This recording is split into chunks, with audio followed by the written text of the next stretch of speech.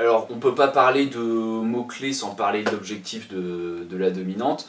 Alors, l'objectif de la dominante IADES, c'est de former des ingénieurs qui soient rapidement aptes à gérer, à piloter une affaire, alors, dans un domaine particulier qui est celui de l'énergie, des courants forts et des courants faibles, que ce soit dans les milieux industriels ou tertiaires. Alors avec ça, vous avez déjà quelques mots-clés de la formation. Si je devais en donner quelques-uns en complément, alors d'un point de vue technique, on peut parler de gestion technique centralisée, de performance énergétique ou de BIM, Building Information Modeling.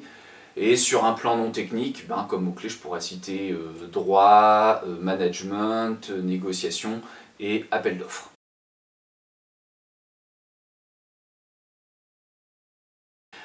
Si je devais citer un projet sur la deuxième année, c'est le projet énergie. Donc l'objectif de ce projet, c'est parmi une liste de sujets donnés, d'aller proposer une solution de production d'énergie électrique à partir d'énergies renouvelables. Et pour ça, il y a à faire tout le dimensionnement, la simulation et enfin la présentation de votre solution auprès de l'intervenant.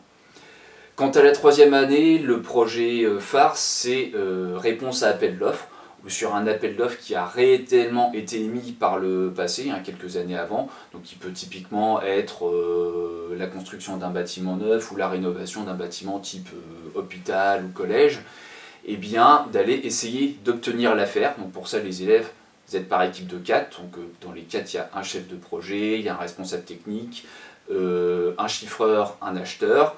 Et vous devez concevoir tout le mémoire technique, où vous allez présenter votre solution et le prix que ça représente. Et ensuite, en deuxième phase, lors d'une soutenance, vous allez négocier avec le client pour essayer d'obtenir l'affaire. Et au final, parmi toutes les équipes en lice, c'est l'équipe qui a la meilleure offre technique, financière et qui a mieux mené la négociation qui remporte l'affaire.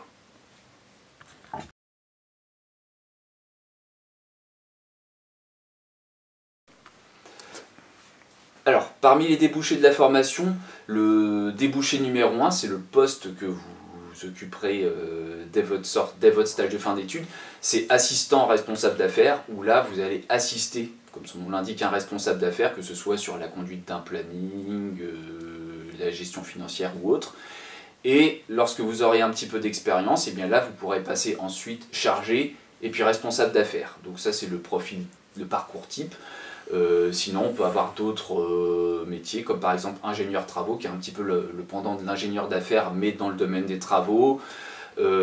Ingénieur études de prix, donc ça c'est pour tout ce qui est chiffrage et partie commerciale. Ou alors ingénieur avant-vente, qui est celui qui va assister le ou les commerciaux dans l'obtention des affaires, que ça passe par l'appel d'offres ou la négociation.